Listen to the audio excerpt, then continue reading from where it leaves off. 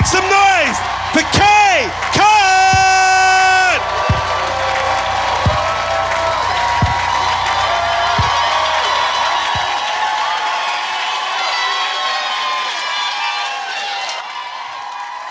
Okay. I'm not funny yet. This is good, man. You guys are a bit presumptuous, clapping and shit. Thank you for coming, guys. Honestly, I didn't think I could... all of these people, for me, this is mad. No. Thanks for coming, guys. Honestly, if you lot came and you saw the title of the show, Curb Your Enthusiasm, and you understood the reference it made to Larry David and Curb Your Enthusiasm, and you came here... Okay. And if you came here expecting a good, wholesome hour of Jewish comedy, then you are going to be fucking disappointed, all right, guys? Because I do come from a Muslim family, okay? But who says Muslims and Jews can't occupy the same space? It's that kind of show, guys, all right? No, it's good. It's good to be here, though, but because, it's not exactly an easy time being Muslim right now, is it? Exactly. See the silence in this room? You guys have been loud as shit all night. As soon as I said that, I was like, no. It's not one of those things you sort of aspire to be in life. You don't think to yourself, I want to be healthy, wealthy, Muslim, yeah? Halal meat's not that good, right? No, man. There's a lot of bad press surrounding Muslims right now. You got ISIS, IS, Daesh, whatever you want to call them. They're like Puff Daddy. They've got a new name after every video, right? I'm being serious, man. Those fuckers have got videos in 4K, right? I can't get Netflix to work without cutting out, okay? I did a bit of research on ISIS, right? Okay? Not to join or anything. No, I know it doesn't sound convincing dressed in all black in a poorly lit room, but trust me, guys, right? They haven't changed their recruitment techniques, okay, guys, right? They're not thinking to themselves, get a comedian. Make him really funny. Then one night in the Royal Ballad of Greenwich. Boom. It's not happening like that, guys, right? No, I did a bit of research to find out who these guys are using Islam's name to do all of these bad things. Did a bit of research, found out ISIS have their own magazine. Blew my mind, guys, right? No, because I thought to myself, honestly, like, what kind of magazine do you have as a terrorist organization? Like, is it their version of Hello magazine, you know? Goodbye. Like, do you know what I mean? Like...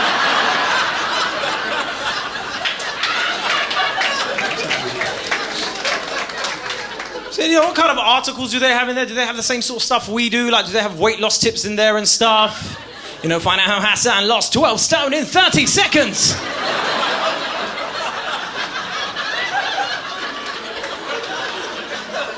This explosive workout plan is literally suicide. Like, do they have an agony aunt section? Or, is somebody writing in, like, does size matter? I've been growing my beard for ages, yeah? Like, do they have a spot the difference section? One's got a head, the other doesn't, Oh, come on, you can laugh at that shit, man. They're gonna come for me before they come for you, man. You're gonna be there in the corner like, no, I love Ramadan. I absolutely love Ramadan. No, I've got a mate at work called Bushra. When she does it, I just join in.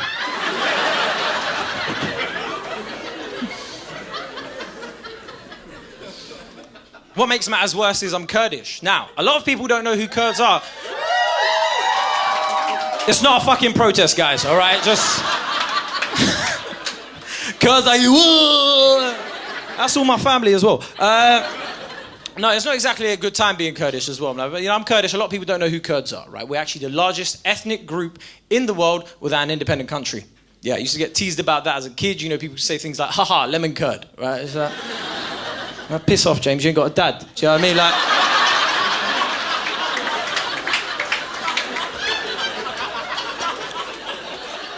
I'm just saying, innit? Like, I don't have a country, you don't have a loving home. Guess who gets presents? It's crazy, though, right? For those of you that don't know, Kurds are actually the ones fighting ISIS. Yeah, you're welcome. He says on stage in Greenwich, right? I would be used to seeing that fight against ISIS, right? I've had family members fighting against ISIS, right? I saw my cousin Snapchatting himself from the back of a patrol car with an AK-47. I couldn't do that shit, right? The only thing I know about guns I've learned from Fast and Furious films, Arnold Schwarzenegger and hip-hop, bruv, right? I'd be useless on the front lines. What am I gonna do? Just turn up with a mic stand like, yo, knock, knock. Like, do you know what I mean? It's just like, I'm gonna do that same thing that every comedian does when they get to a gig, ask the promoter how it's going. Ooh, well, everybody's okay. There's a stag do from Mosul on the right though, bit rowdy. Everybody else, A-okay. That's the thing though, man. Like, it's hard being Kurdish, right? Like, I mean, I love being Kurdish and I'm very proud of it, but it's not exactly a walk in the park being Kurdish, you know, because like my mere existence is political. You're without an independent state, you know, and we're spread between Iraq, Iran, Turkey, and Syria. Top holiday destinations, right, guys?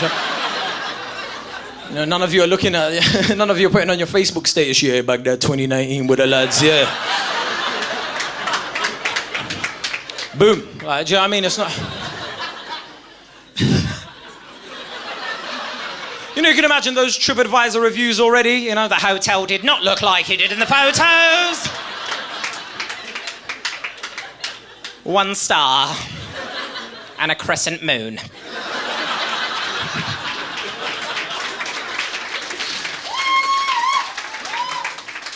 Well, that's the thing, man. The simple question, where are you from, has been pivotal to where I'm from today. You know, like it's because it's always been hard to not have your own country. You know, I've had a lot of identity issues and stuff. You know, like time and time again when people asking me where I'm from, I couldn't just point to a map. You know, the World Cup will come around, big sporting events. People were asking me to point to my team, and I couldn't do it. I felt Welsh. Do you know what I mean? Like it's just like it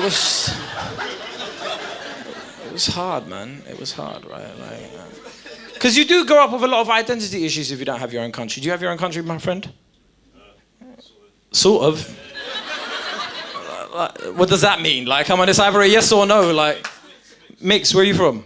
Cyprus, South Africa. Cyprus, South Africa, and England. You are a fucking, like, fruit salad of colonization. Like, this is just like... I love that. Bro, do you know how painful it is not having your own country, right? I'll explain it to you. Like, say you wake up really early in the morning, right? Yeah? And you step on a piece of Lego. Then you step on a plug, right? Then you bang your little toe. And you still don't have a fucking country, bro, right? That's how painful it is, right? That's what I'm saying. Like, that simple question, where are you from, is pivotal to who I am today, you know? Because from as young as I can remember, I had to be a political, historical, and geographical expert on the Middle East. You know, I had to know who Kurds were, what other nations were involved. And at 5 years old, you're not meant to know who NATO and the UN are, bruv, right? The only people tasked with international peacekeeping for me at that age were Blue Peter presenters, right? Like Connie Huck was my Kofi Annan. Do you know what I mean? Like... You know, my parents came over here to this country, like, you know, in 1919. And whilst I see myself as Kurdish, you know, and British, you know, I don't identify with any of those other labels that I just spoke about. You know, I don't see myself as Turkish, Iraqi, Syrian, or Iranian, right? It doesn't deserve a clap, all right? There's more jokes, right? No, I don't see myself as any of those things, right? And having an identity is important, you know. For a lot of us, it defines, and a lot of us don't understand the importance of it because we've never had to fight for it, be it racial, religious, or sexual, right? And thankfully now we live in an era where you could be what you want to be, you know. You could be whatever you want. You can have any labels you like, and I love that. I think it's amazing. Like, you can be transgender. That's beautiful. You know, you, be fabulous. I love it, right? But some people are taking a fucking piss now, right? Like, you know, a couple of years ago, you had that Rachel Dolezal lady. Like, she came out as transracial, right? Transracial, like she woke up one day and was like, fuck it, I'm black. And they gave her a Netflix documentary, right? Do you know what you have to do to get a Netflix documentary if you're a black woman? You have to be Beyonce and headline Coachella, like... Nah, it's crazy, man. Like, there's people taking it even further though, man, you know? There's a group of people now, and guys, you can Google this shit, right? There's a group of people out there now that identify as trans-disabled. Yeah, exactly. Go and Google this afterwards. Basically, there's people that are so privileged out there, they cut one arm off so they can't grab opportunities with both hands, right? Just to give somebody else a chance, okay? Now, based on all of these labels, guys, I've decided as well, right? Like, now I now identify as transnational, which basically means I'm a Kurd from Britain, depending on how Brexit goes, right? Because being a Kurd from Canada looks quite appealing, guys, right? They got maple syrup, Drake, and a prime minister that actually looks like he knows what he's doing, you know. He's not concerned about blocking gay rights and immigration more than a healthcare service. So, you know, because, you know, we broadly label people with stereotypes, you know, and it's not like being Kurdish comes with any great stereotypes. You know all the stereotypes we have, you know, like people have stereotypes about like black people. They're like, oh, they're cool. Jewish people are good with money. You know, like Chinese people are smart. Do you know the only stereotype Kurds have? Is that we're good fighters. That's not a stereotype I want. Like in inner city London, as a young man, having a stereotype as a good fighter, like that's long. You know, beef kicks off, my friends start looking at me going, your turn to Shanky. Like what? Out of nowhere, that guy from the boxing turns up, oh, let's get ready to rumble. Like, look, listen, if anything kicks off in here, none of you call me, right? These muscles are for Instagram selfies only, right? Like, I haven't been in a fight since I was 13, and that ended with a guy buying me a chocolate orange, okay? So, let's not dwell on that though, right? Because regardless of the stereotypes though, my parents made sure that I was very aware of my Kurdish heritage, right? Because they've been through a lot to try and preserve it, right? So my parents, they were fighting against the resistance, you know, they were part of the resistance, sorry. They were fighting against Saddam Hussein's brutal regime, right? So, you know, like when the resistance collapsed, they had to flee. And often people talk about refugees like my parents and say how brave they must have been to have fled, right? But often, like after everything they've been through, fleeing was probably one of the easiest things they could do, you know? Like, it was like when we saw the Olympic refugee team, right? Remember they're like, everybody was going, oh, here are the Olympic refugee team, look at them. How brave must they be, right? Coming here to Brazil. How brave. And I was thinking to myself, brave, if you've tried your best to get to safety via land, sea and air, a triathlon is a piece of piss, bruv, right?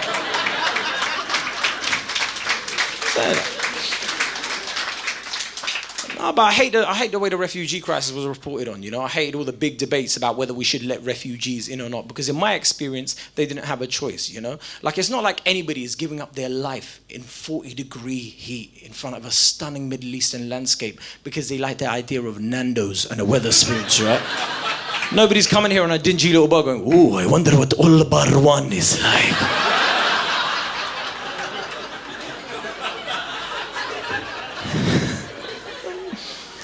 You know, and people often think about like these people as if like they're lazy or whatever. No, man, that's not true, man. A lot of these people, they're like some of the most ambitious people you meet. You go into any of those like refugee camps, you have a chat with these kids, they'll all tell you what they want to be. Very ambitious, you know, they want to be doctors, lawyers. Some even want to be football players, right? Like, you know, we can all aim. Like, do you know what I mean?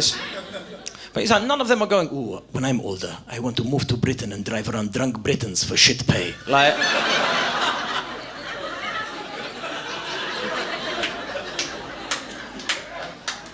And you know the other one that always gets peddled, you know, people going, no, they just want to stay here. None of them want to go back home. That's like, of course they would go home if they could, right? Because think about it. Who wants to be sent to a seaside town like Blackpool? To deal with British stag and Hindus, right? Just imagine that phone call they're getting from back home. How's Britain? It's a bit similar, but when they separate the men and women, they do it with plastic penises, you know? Just like...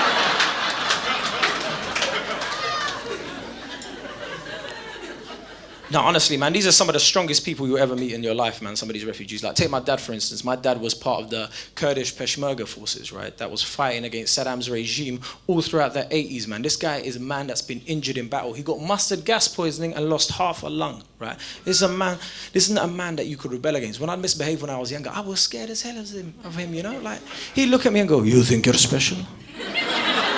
No, you think you're special? I can get rid of you and make another one tomorrow. Shut up.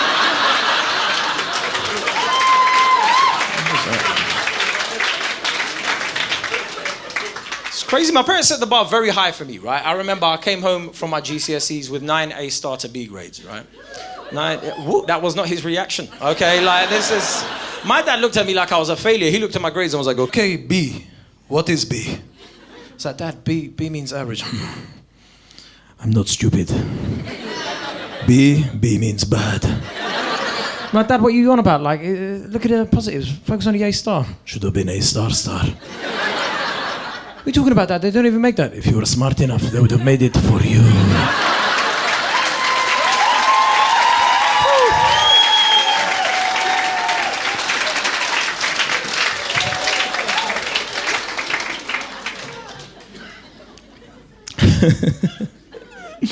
It's true though. I understand why my parents like have such high standards for me. Like I get it, right? Because when my parents were in their late teens and 20s, they were busy organizing protests, you know, watching their friends get locked up and, you know, like people die in front of them, right? All while doing their housework and homework, you know, like, do you know what I mean? Like, well, and it's crazy because they see in the luxuries I grew up with and they're just thinking I should be a brain surgeon. You know, like you got a PlayStation and an iPhone. Why the fuck aren't you rich yet? Like, you know what I mean? That's...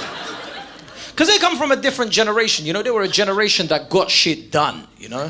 That weren't afraid to bring about change, real change. A generation of real activists. Not like these modern day activists that sit at home on Twitter in their boxer shorts in bed, right? Just there like on their phone like, yeah, hashtag Black Lives Matter. Hashtag Trump ban.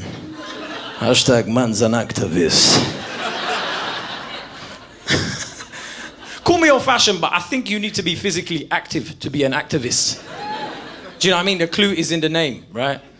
I think a lot of modern day activism isn't useful, right? I think a lot of it is just people satisfying their own conscience. Do you know what I mean? Like, and call me cynical, but I think if the person you're protesting against is happy with your means of protest, then that's not really a protest, is it? It's just a fucking shit day out. You know, I get it, people want to do something, but you're not really achieving anything. It's like jogging on the spot. You're getting tired, but you're not moving forward. Like, nah, man. I don't know if any of you kept up to date with some of these protests over the last few years. You know, the Trump protests or the Brexit ones or whatever. Like, they were causes I believed in, but they were single-handedly some of the biggest exercises of smug activism I've ever fucking seen in my life, bruv, right? Those weren't protests. Those were just basically big power walking clubs with placards, right? I'm surprised the whole thing wasn't sponsored by Weight Watchers and we didn't get slipping wheel points for it, right? Because, you know, there's meant to be an air of unpredictability surrounding a protest. You know, people are meant to be scared, not a synchronized walk on a Saturday lunchtime, bruv. I couldn't believe what I was seeing. People walking around going, oh my God, look, it's wonderful, isn't it? Humanity is shining. Like, people were trying to fit it into their schedules. You know, they were going to the gym, grabbing a coffee, taking their kids out like it was an arts and crafts festival, you know? Just out, it was crazy to me. You know, they were taking pictures, you know, going to dinner afterwards, putting it on social media, like hashtag protest, hashtag, oh my God, have you tried the avocado? It is amazing. I get it though, like, you know, like you wanted to do something in it, but I don't think any peaceful protests have changed the world since like TVs were black and white. You know what I mean? Like, right?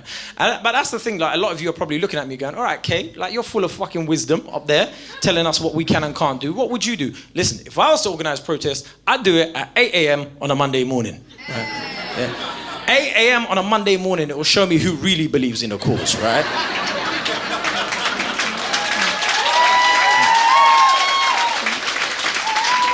No, I'm serious. It will whittle away all the casual believers, right? Because 8 a.m. on a Monday morning, people don't want to wake up for a job that they're paid to do at 8 a.m. on a Monday morning, right? You know, I'm talking 8 a.m. on a Monday morning where you're sat like at the side of your bed just looking into space like, oh my God.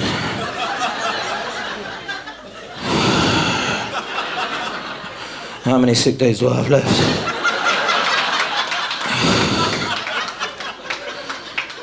Oh, fuck this, man. Why am I even alive? That kind of Monday morning, right?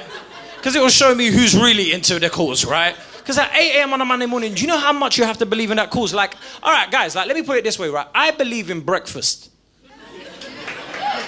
But I would give that up for a lie-in every single day, right? There's no question about it, okay?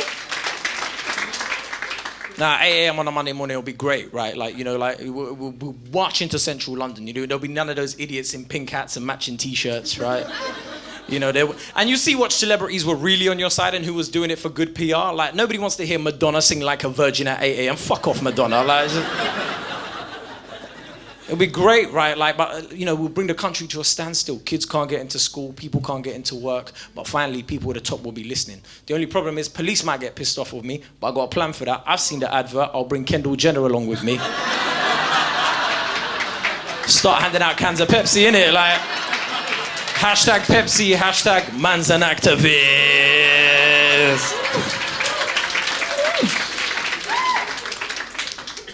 I don't even think protests are the worst thing about activism, right? Like, I think that in recent years, for some reason, people think like online petitions are the way forward, right? And I don't understand why, because if I see another online petition, I'm gonna fucking lose it, right? No, because like, I don't know what people think's gonna happen. Like, if like, do they think politicians are like vampires? Like, if they see like 50,000 signatures, they melt in sunlight or some shit, like. Because like you know, we seen online petitions everywhere. Like, you know, we saw the one for the child refugees and stuff, and none of them amounted to anything. I just think to myself, what do you think is happening? Like, do you think somebody's walking into the Prime Minister's office like, Prime Minister?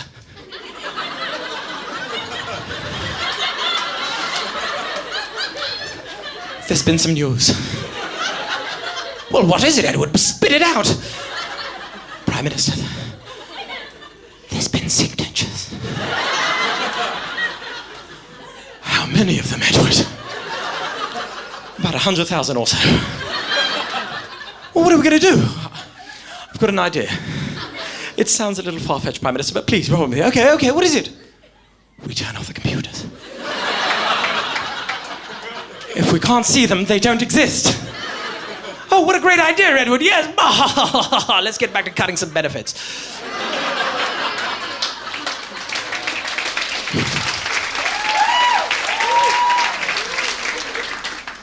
I get why people sign them, though. We're in the era of convenience, innit? Like, people take an Uber for a 10-minute walk. Like, the restaurant could be opposite my house, right? And I will still Uber Eats it and watch the guy fucking walk to my house, right?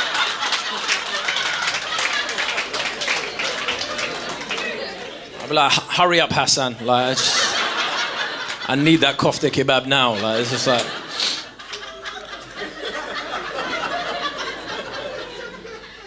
But just like that, we forgot about the child refugees, right? The petition happened, it came and went, and we all forgot about it, right? Like, and that was startling to me, because like a couple of decades ago, we never had that attitude in this country, right? And like, I was welcomed here with my family, right? And you know, it was a different attitude, right? But it's because of the constant language used to talk about refugees that I hated that word when I was younger. I hated telling people I was a refugee. I remember once my mum told me she was a refugee, right? And we were in the living room and she tried to hug me. I was like, "Ooh, get away from me, you dirty refugee." Like, no, I loved her, innit? But like, she was a refugee, innit? Like,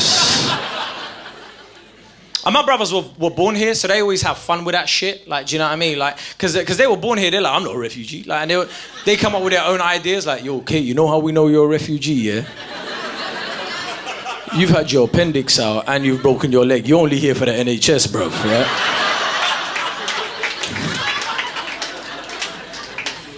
Or like, they'll be looking at me going, "Why do you get more pocket money than us? You're here to steal our jobs, bro, I swear." Now, my favourite one was when they look at me and go, "How do we even know you're the age you say you are? That beard looks suspicious." Do you know what, though? Like, it's time and time again, like, anti-immigrant rhetoric and language is used to demean refugees, and then we get surprised when a populist right-wing movement takes over, like Trump in America, or we get Brexit or whatever, right? And, like, it's always weird to me, because people are like, "Oh, my God, this is unprecedented. We've never seen this before." And I was like, really? Unprecedented? We've never seen a straight white man use racism to garner support? Like, that's never happened before? Like, it's not like we're exactly low on examples, guys. Hitler, Mussolini, insert Eastern European leader here, right? Do you know, I was thinking about this, though, as well, though, right? Because, like, people always give the right wing a bit of bad press, right? But, like, but if I'm being honest with myself, because I am quite left-wing, right? But I don't want to see a truly left-wing society. Like, I don't want to see a left-wing WrestleMania or boxing match, right? What happens? Everyone gets a belt. Fuck off. Like, can you imagine what they do to the Olympics? It'd just be like jury service. Do you know what I mean? Like, everybody gets a call up. You'll be at work and Terry walking. "Yeah, just going to go to the Olympics in August." "Oh, no way. I did javelin 4 years ago. You're going to love it." I don't want to see a left-wing Super Bowl. Yeah, like, there'll be no Bruno Mars at a halftime show. It'll just be a different primary school playing Greensleeves on the recorder. Yeah? Just over and over and over and over. Basically, what I'm saying is, right, I'd rather Boris Johnson organise my stag do over Jeremy Corbyn, right? That's just basically what I'm saying, right? It's true, though, right? No, it's cool. But you know what? We see the headlines everywhere. You know, we see the headlines. You know, people will say things. "Oh, we're only a small island. We can't let them in. There's too many people here already. Too many of them." What I don't understand is, right, we call ourselves Great Britain and then get surprised when people turn up to see how great it really is. Like, there's an adjective in the name, bruv, right? There's no other country on earth has that. We don't have bang in Bangladesh, do you know what I mean? Like, it's just... Because I would go, you know, have you been to Bangladesh? It's banging, banging, banging.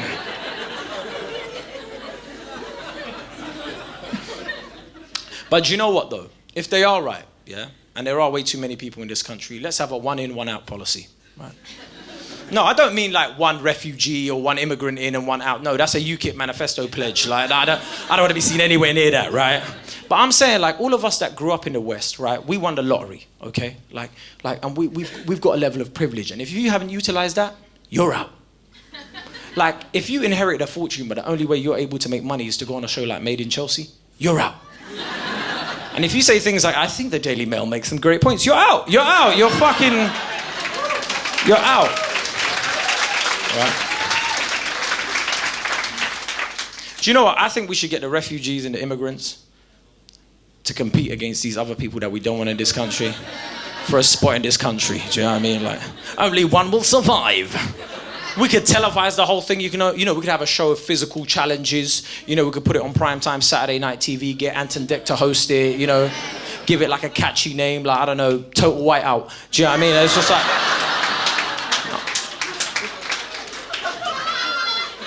It'd be great. You could see Ade at the starting line, the tall West African fella with muscles bulging versus, Louis, some skinny UKIPper from Dagenham. Do you know what I mean? Like, they have to do a 100-meter dash to the back of a lorry, Obviously, Ade would win for stereotypical reasons, innit? Like, see Louis being carted off by security halfway on the finish line, like, oh, Sammy Bacon, Sammy Bacon! We could have like a university challenge style show where they've got like a refugee team versus the four guys from Kent. Do you know what I mean? It would be great. You could get like these guys on this side. Paxman will be hosting the whole thing. Like, so what refugee team? What's your motto? Education, humility, love. Okay, guys from Kent, what's your motto? Oh yeah. Lads.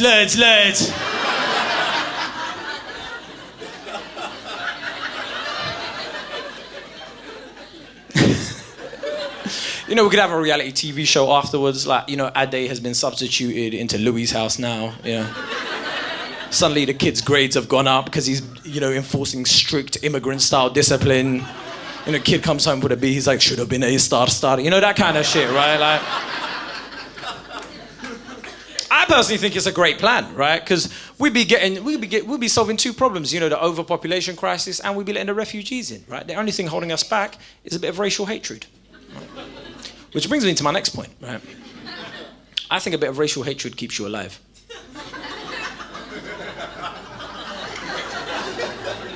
Okay, right, let's put it this way, guys, right? Like over the past few years, a lot of our legends have been dying, right? A lot of people have been dying. But it's never the ones you want to die, innit? Listen, I wouldn't wish death upon anybody, but if certain people were to die... Like, think about it. All right, guys, I know I've lost some of you right now, yeah, but trust me, you're gonna come on board, right? Some of you are looking hella silent, like, yo, he was funny, but like, what's this?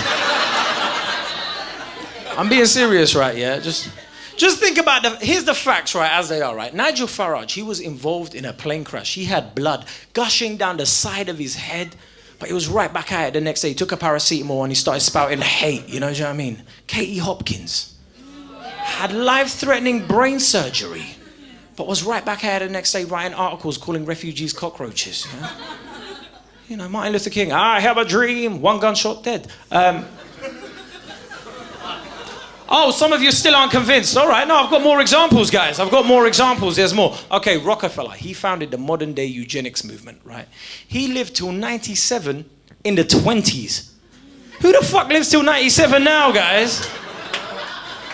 There's more examples, guys. Come on, I'm going to keep going, right? Some of you might be bringing up Mandela. Nice of you to bring up Mandela, guys, right? Okay. But when Mandela was screaming things like, wring the white man's neck with car tires, he was able to withstand 27 years in prison. As soon as he started preaching brotherhood and unity, the countdown was on. He started talking funny. He started walking funny. There's a reason that autobiography was called The Long Walk to Freedom. Do you know what I mean? Right. Oh, come on, guys. The most racist man on earth, Hitler, even he had to kill himself because no one else could, man. Come on. Some of you still aren't convinced. All right, guys. I'll give you the best example, right? The nicest man ever, right? The nicest man ever in history, right? Jesus Christ died twice before he was 40.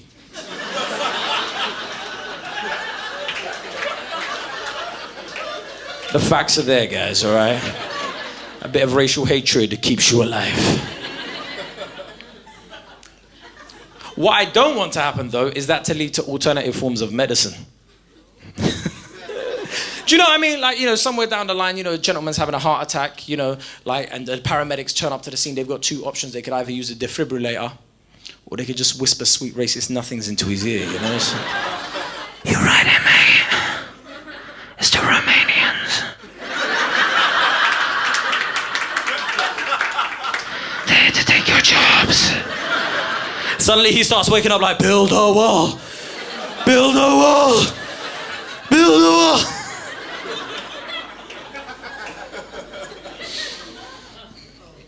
All I'm saying is, man, like, you might be missing out on a few future comedians like me, innit, right? Because my parents came over to this country, right, in 1990, right? They were fleeing war and persecution, and they came here for a safer life, and they moved to Brixton, South London.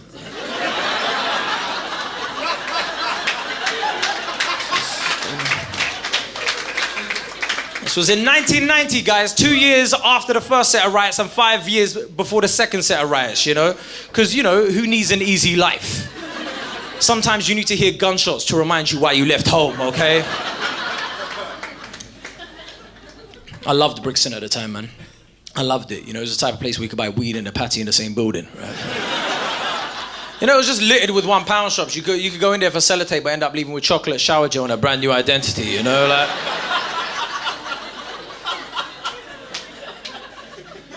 Now, at the time, though, Brixton had a large African and Caribbean community, right? So I wasn't just an ethnic minority in Britain. I was an ethnic minority within an ethnic minority. I didn't just have to learn about my Kurdish culture, my newfound British culture. I had to learn about a plethora of different cultures as well. Like, I felt like a United Nations experiment on multiculturalism. It's as if somebody was just there going, yes. How can we make this Kurdish kid even more confused about his identity? Embed him with the Jamaicans.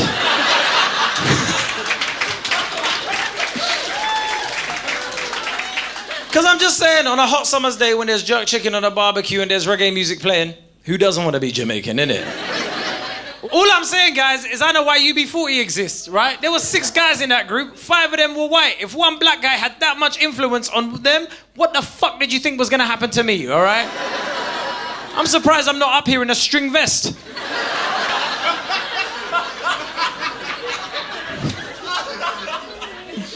Oh, you like that one, yeah? My man is giving me his string vest tomorrow, you know, like... But do you know what, though?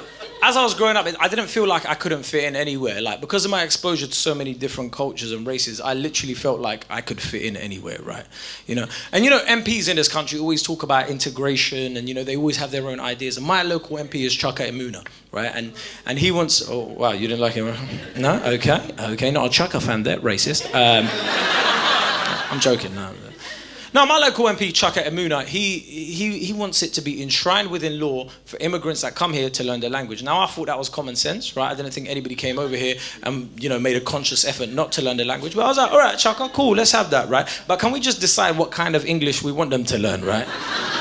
Because there's more accents than we care to imagine. You know, you've got Geordie, Scouse, Cockney, like, you know, and I did this, I've done this thing since I was a little kid, right? And some of you might do it, right? Where I change my accent depending on who I'm speaking to. And it gets me in some really awkward situations, right? Like, you know, when a plumber will come round for no reason, I'm like, yeah, all right, mate, yeah, fucking hell, on your head.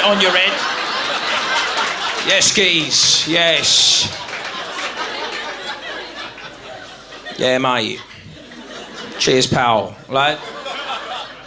When I'm in different parts of the country, I sort of drift into their accent. Like when I'm in Scotland, I love Scotland. I love their accent. It's the only accent in the world where you can communicate solely in vowels. Have you noticed? Like, e, a, oh, yeah. That's one of those accents, right? Like where I just flow into it. You know, like I'll be in a coffee shop or something. Hello, mate. Can I have a caramel frappuccino? Just that.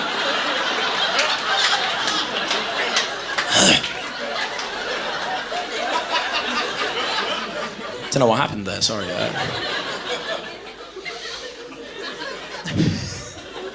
I used to work in Next in Croydon, right? I used to work in Next. Yeah.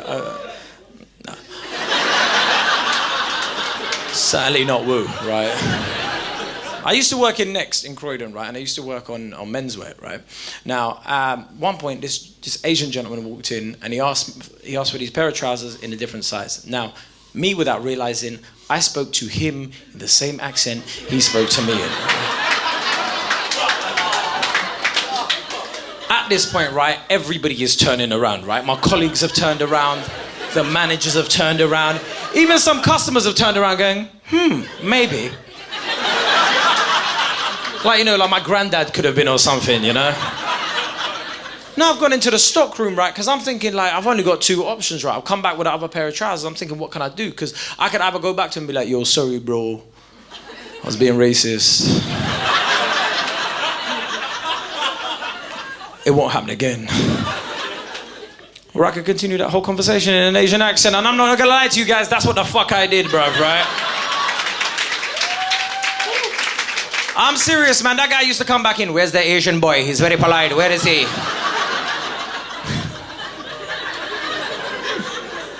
I want him. Yes, he's good.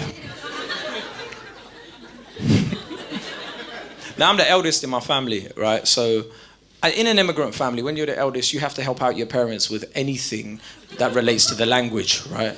Now, that sounds all very well and good at this age, when I look like this, but when you're 8 years old, and a letter comes from the gas or the electricity company, right? And you're sat there reading it like this, right? Your parents are towering over you, okay? To whom it may concern. Then the big words come that you have no fucking clue what they mean, right? You're just there like, we are sending you this correspondence. What is correspondence? Oh, correspondence.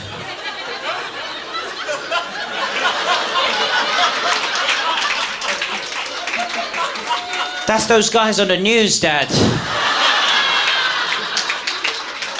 Why are they sending us correspondence? What channel? What channel?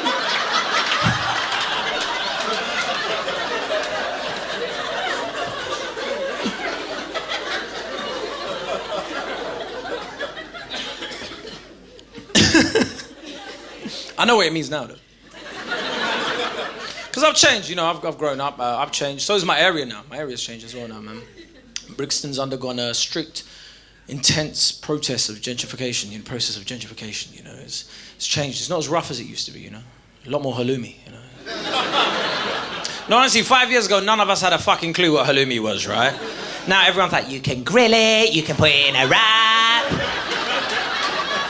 It's cheese, but it tastes like chicken. No, honest, it's cheese, but it tastes like chicken.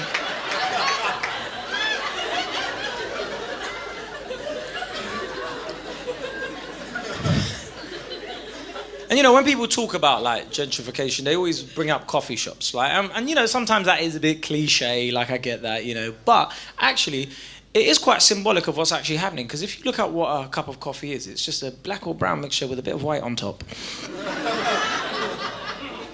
I like that one.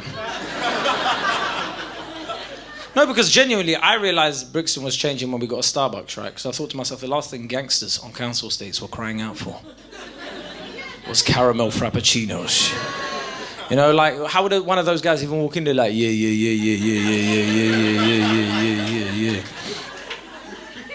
Obviously.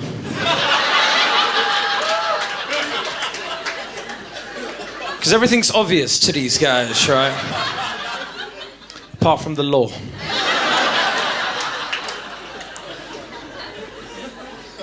He's looking at the menu. You can imagine his confusion when he sees the word panini.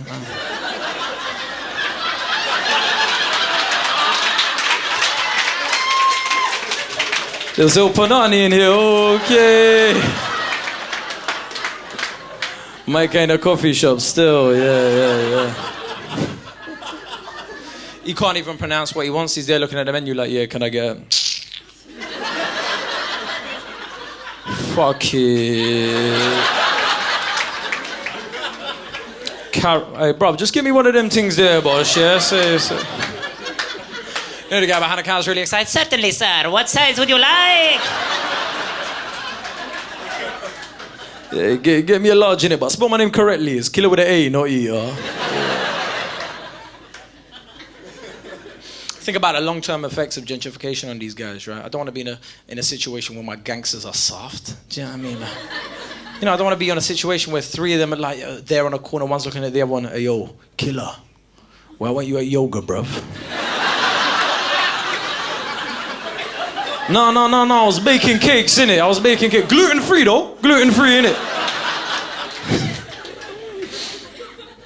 Certain things about gentrification that make me laugh. Like, remember back in the day you could buy a burger in peace. Nowadays your burger comes on a chopping board and your chips come in a baseball hat. Like they're an extra in a Jay-Z video or something. Like, what the fuck happened to place, bro, right? You know? And, you know, there's certain things that the middle class have just taken over. These hipsters have taken them over, like, you know, like hummus and falafel, you know? Hummus and falafel, you know, they have them at lunch, like, you know, while you're there with a mega bucket looking at them going, how the fuck is that filling you up, right? Very nutritious. And it always confuses me, because hummus and falafel in the Middle East is just street food. Which begs the question, is the same thing going on over there? Like downtown Dubai, you've got Mohammed and Ahmed looking for something new to eat. You know, oh, we've got a new delicacy, you're going to love it. What is it? Shepherd's pie.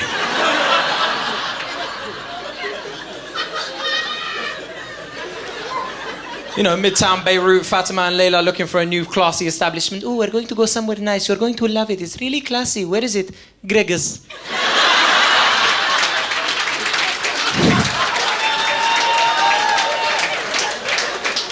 They sell yum yum. It's wonderful, okay, yes.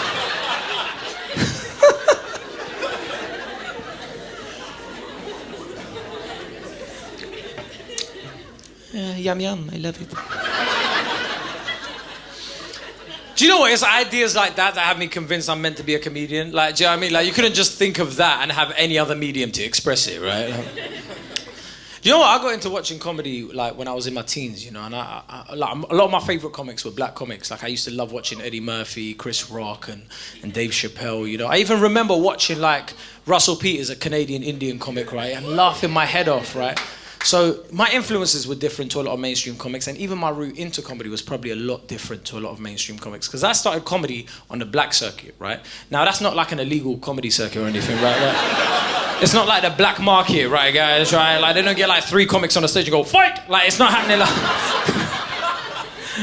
No, like it was comedy for black people, or the urban circuit as they like to call it, right? And those nights were very different from what you'd get here today, right? Like, because, you know, like these nights usually, like, you know, there'd be a flyer, you know, and it will say something like doors open at 7, you know, show starts at 8. Show is not starting at 8, innit, right? Because unlike you guys, those guys aren't on time, right? You know, because they are coming out dressed to the nines, unlike you guys.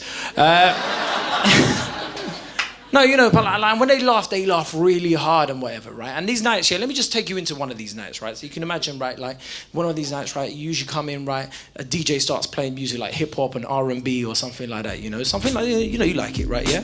And then the DJ will get on the mic. Yeah, that's right, ladies and gentlemen. And these nights have really silly names. Welcome to Gangsters of Comedy. What? Make sure you go grab yourself a drink by the bar. The comedy will be starting very shortly. We've got a brilliant lineup of banging comedy for you tonight, so sit back and enjoy. Now, I used to love performing at these events, right? Like, but like, cause I used to look at these things, right? I used to look at these nights and they were amazing, right? The host would get on, right, and he'd split the room into Jamaicans, Nigerians, Ghanaians, and white people, right? Now, I don't know why, it just happens. Let's just do it in this room, right? Let's turn this room into a black gig right now, guys, right? So you guys could be the Jamaicans, right? The biggest one, the biggest group, yeah? You guys could be the Nigerians, you guys can be the Ghanaians, and you can be the white people, yeah? Can you do it? Can you be a white man for me for just 30 seconds of your life? Can you just be a white man? Just feel the privilege, okay? Just Like, wonderful. Own it, right? Let me see. Jamaicans, make some noise. Yeah, Nigerians, make some noise. Ghanaians, make some noise. White people, that is exactly how those nights are, bruv, right?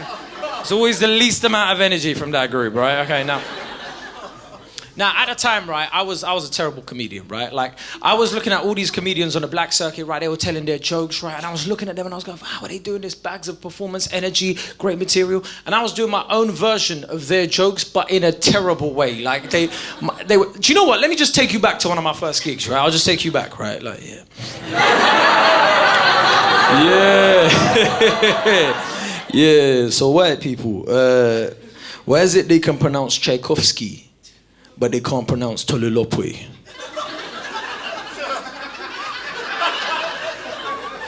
Cause like, you know, like my name's K, innit? But like my parents didn't like just name me after letters, innit? Like, because we all had to shorten that, you know, Ola became, like Ola Kumbi became Ola, you know, like, and you know, like, cause when the Australian supply teacher would come in, you'd just be there like, okay, a lot of interesting names in this classroom. Can't pronounce them all, but I'll try my best. And you know, there was like this Asian girl in my class, her name was GURPS, you know, that's not a real name. You know? There's no Asian parents going, we've had a nice baby daughter. We're going to name her something nice and short. Something white people can pronounce. GURPS. It's GURPREET for fuck's sake. Yeah, that's the kind of material I was doing, bruv. I'm not proud of it, right? But that's what I was doing, right? Like, you know. But at the time, bruv, I thought every great comedian in this country started off on the black circuit. Like, honestly, like, I thought Kevin Bridges, Scottish comedian... I thought Scottish comedian Kevin Bridges started on the black circuit. Like, I thought he was walking into rooms going, we don't have rice and peas. We have deep fried Mars bars. I thought John Bishop was walking into black rooms going, because they do that, don't they? Nigerians, they do that, don't they? Nah, my favourite image was Michael McIntyre, walking into a black room going, yes, my favourite people of them all, Jamaicans! Oh my God. That's why I've changed and developed, thankfully, right? That's why I'm doing my special in 2019, guys, right? Yeah. That, and I had to wait for a few diversity quotas, you know, just so TV people would pay attention, you know, because like I saw like, you know, the refugee crisis, and I was like, great, that's my angle.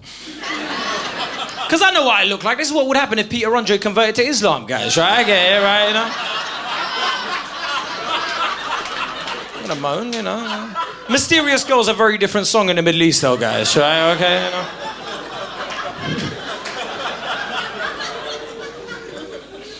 That's true. I have changed, man. I have changed. And, you know, unlike my parents had to transition from one country to another. But unlike them, like, I've had to transition from something else, you know, because I am very much British, but I've become one of the worst type of British people. I've become middle class. Right. No, I have, unfortunately, right, guys. I realised I became middle class when I became lactose intolerant. No, that is a sign of social mobility, guys, right? That is why Thatcher took away the milk. She knew what was going on, right? It's annoying being lactose intolerant, right, guys? Because I just realised there's certain things I'm never going to be able to do. Like, I am never, ever going to be able to be a superhero, you know? Because you look at Superman's weakness, kryptonite. What's mine? A fucking chalk ice, bro, right? Who's my arch enemy? The milkman? Like, what kind of Avengers film would that be, bro, right? Nah, you can't even do certain things. Like, you know, girls will sing songs like, my milkshake brings the boys to the yard. I'm just there like, can't come.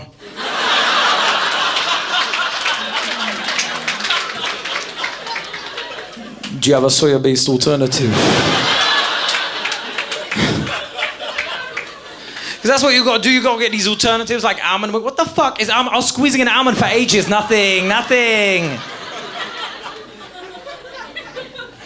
You know what? You don't even sound hard asking for soy milk. Like, I go into coffee shops like it's an illegal substance. I go in there like, yo.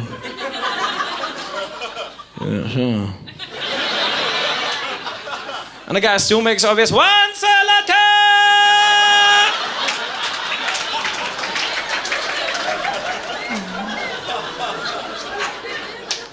Shut up, Luciano, man.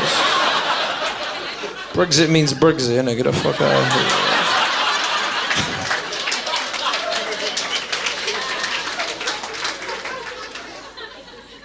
here. Nah, man, do you know I'm in a little sweet spot, right? Like, I'm middle class enough to enjoy a soy latte, but working class enough not to be able to afford one every day, you know what I mean?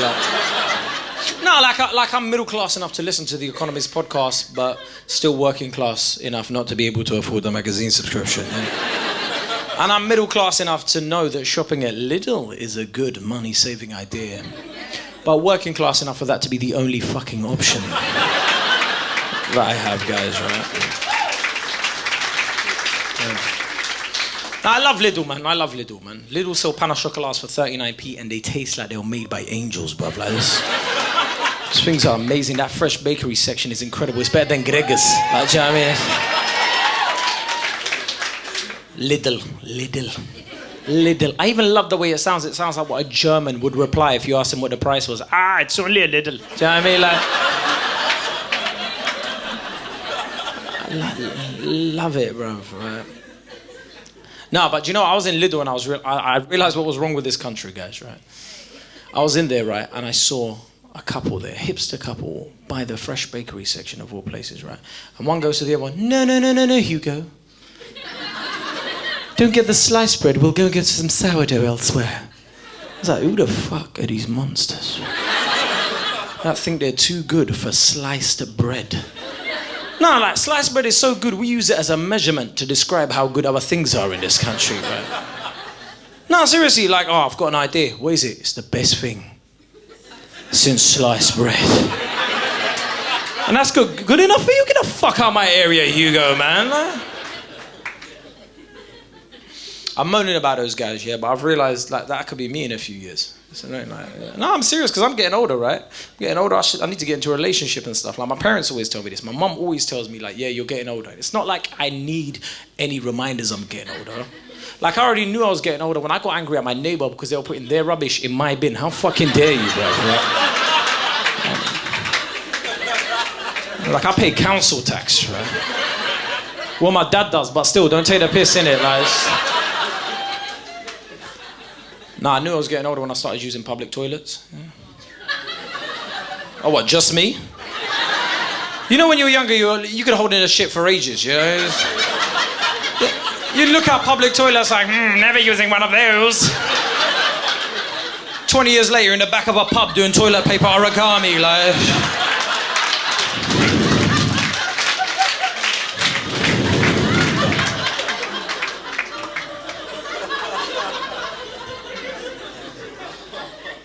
Now, the real reason I know I'm getting older, to be honest with you, like, because coming into that age now where my friends are all getting into relationships, you know, they're settling down, they're buying a house, they're having kids on purpose. Do you know what I mean? Like, like they fucking mean it, right? Like, because a few years ago, if one of my friends said to me, "Kae, I'm having a kid," I'd be like, "Oh my word, no."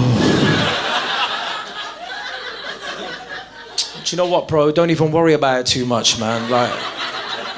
You know, it might not be yours, you know, there's options. Yeah. You can get rid of it, innit? Like, now I have to act all happy about the situation. Like, oh, great, it's 24 months. Oh, it's 2 years, you dickhead, right? He's a kid, not a calendar, innit? Like,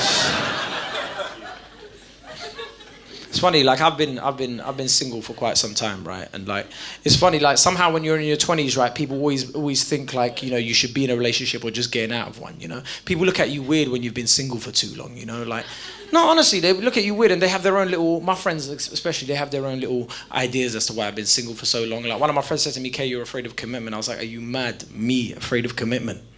I've got a 24-month phone contract, 12-month gym membership and annual car insurance, bro. I'm not afraid of commitment, right? No, and it's not like I don't think I'm gonna find someone that isn't gonna love me, you know. It's not like I'm lacking self-esteem or whatever. Like I just don't think I'm gonna find someone that's gonna love me as much as I love myself, innit? Like no, because like, you know, like I'm a mother-in-law's dream, bruv. Like I'm funny, I can speak 2 languages, I've got a degree. The only thing I can't do is change bed sheets, right? It's just... No, honestly, that shit is hard, bruv. When people tell you no, when they go, no, just put it inside out, grab both ends, and then just go. And then meanwhile, I'm there 5 minutes later looking like the newest member of the KKK, just like, and my bed sheet still ain't done, like, what the fuck?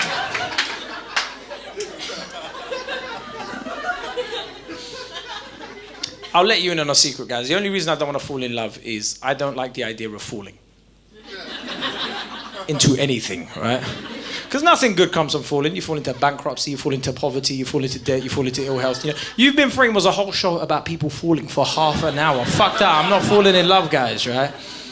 And people go, oh, you get this nice feeling inside of you. You get this nice... That's logic and common sense breaking down into tiny pieces, guys, right? You go, no, it's butterflies. No, it's maggots eating away at your soul, bro. Because I've been heartbroken, you know. I've been heartbroken in relationships and stuff, you know. No, don't, man. It's true, though. Like, we've all been heartbroken, you know. Like, we've all done, like, the usual stuff in relationships. My friend, are you in a relationship? No, don't lie, bro. Like, you're single. Like, come on. You've never been in a relationship? No. No. Don't try to chat to me, innit? Like, don't try to chat to me. This girl, I don't even know her, bro. Like, some any hijabi, blood. What are you doing here, bro? Oh, sister, yeah. Okay. You in a relationship, big fella? Yeah? Okay. Look at that, the way he said, yeah. Huh. There you go. That's how it's done, bruv, right? Yeah? Claim. Look at him with his ring up like he's Thanos or something. Like, yeah, bitches. What's your name, bro? Adam. All right, what's the most romantic thing you've done for your missus, bro? Proposed her on the Eiffel Tower. Okay. Wait. That's not as romantic as it sounds, first of all, right? Like, well, hold on. Proposing is an obligation. Second of all, if it was Paris in the last few months, bruv, they've been protesting every fucking week, bruv. That was a Groupon deal, if ever I've seen one, bruv, right? Babe, this specific Thursday, right? We're gonna go Paris. Why Thursday? No, just trust me.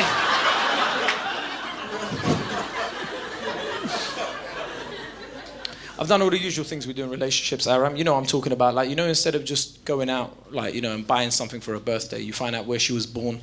You find out the flowers most popular in that birthplace. You get them sourced, delivered to her at work. You know, the usual stuff, lads, yeah? Yeah? Okay. You know, instead of just getting her, like, you know, I don't know, like, instead of getting her a card, you get her a blank notebook, you number every page of her age, and in each page you write a quality that you love about her and why, you know? Just the usual stuff, innit, lads, yeah?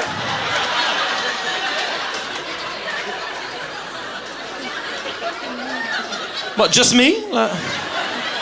Okay, basically what I'm saying, guys, I found out there's a very thin line between romance and sexual harassment. And that thin line is whether a girl actually likes you or not, right?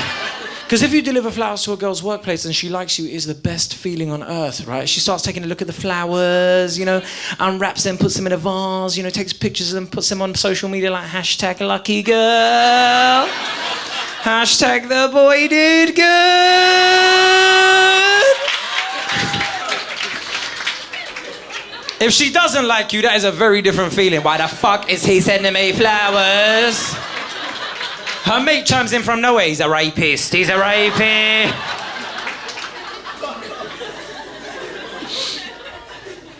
Now, do you know what? Like, I do want to settle down at some point, right? I do want to settle down at some point, and I think, like I said, okay, woo, okay. Not with you. No, I'm joking. I'm not joking.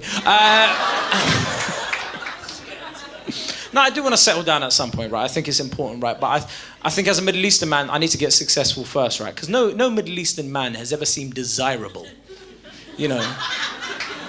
Until they were successful. Like, no Hollywood lead's gonna be like, oh, Hassan. Like, it's not... No, it's but I think because it's changing though. Like, because, you know, Britney started dating an Iranian. You know, like, and Rihanna started dating a Saudi. All I'm saying, guys, your boy could be next. Because you know what they say, once you go Persian, you don't want another version, you know, like... Once you go Saudi, you talk about it loudly, you know. And once you go Kurd, everything else looks like a turd. Trust me, guys, right? That's just the way it is. That was why throughout my whole life, man, there was places I liked to be mistaken for and there was places I didn't. Like when people asked me, Kae, you Arab? I was like, no. You Turkish? No. You Italian? Actually, my name is Roberto. Told this girl I was Italian back in uni, everything was going great. She invited me back to her place. I'm thinking, yes, inside. Really happy about the whole situation, right?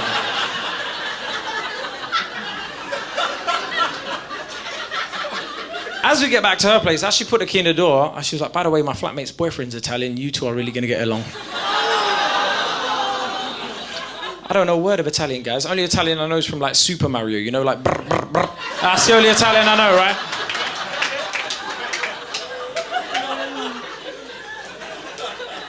Now she's introduced me to this guy. I'm trying to think of anything I can in Italian. You know, macaroni, pepperoni, you know.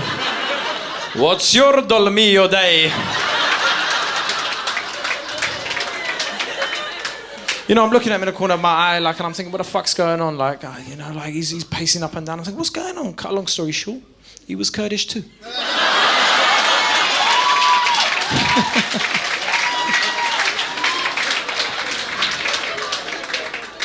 But do you know what though? Like, it's important. No, I'm saying it's important for me to be successful, right? Because like sometimes in this country, like even if you are successful, right, the media sort of like decides when you're British and when you're not, when you're an immigrant, right? And that's annoying, like, you know, because like you lot have had fun this show, right? But I put a foot wrong. People will say, the reviews will say things like, Kurdish stand-up comedian Kae Kurd started the show in ill health with a joke about Jews and Muslims.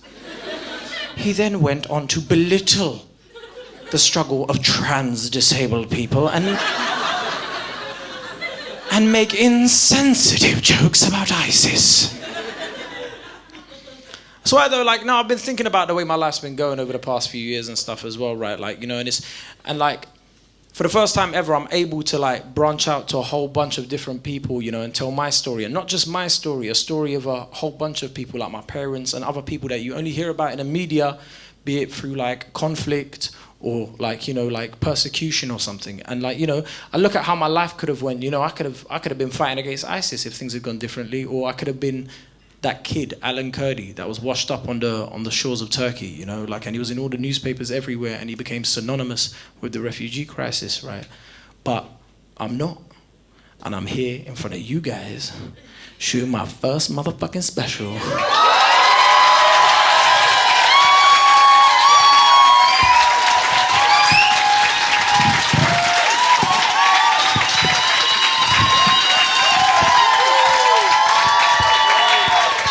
In front of a sold-out crowd.